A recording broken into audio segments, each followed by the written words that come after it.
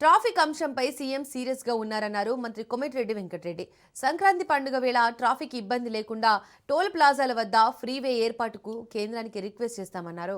పండుగ సమయంలో లక్షలాది మంది ప్రయాణం చేస్తారని వారికి ఎలాంటి ఇబ్బంది లేకుండా చూడాలనేది తమ ప్రభుత్వ ఆలోచన అన్నారు.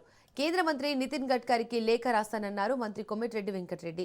అవసరమైతే 1-2 రోజుల్లో తానే స్వయంగా వెళ్లి కలుస్తానన్నారు. జనవరిలో ప్రపంచంలోనే అతిపెద్ద గిరిజన జాతరైన మేడారం జాతరకు వెళ్లే లక్షలాది భక్తులకు అసౌకర్యం లేకుండా చూడాలని కోరుతానన్నారు. టోల్ ప్లాజాల వద్ద ఫ్రీగా ఉంటే వాహనాలు ఆగవని, ఎలాంటి అసౌకర్యం ఉండదన్నారు.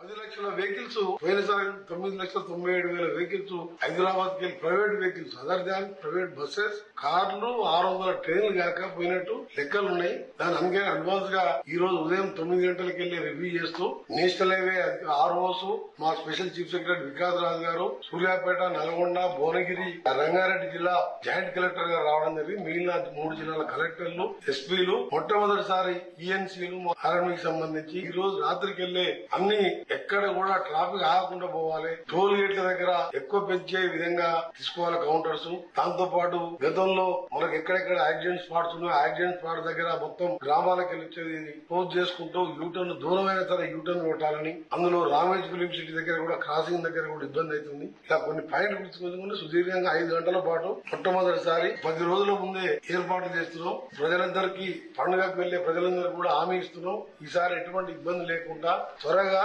క్షేమంగా మీరు కూడా స్లోగా వెళ్ళండి.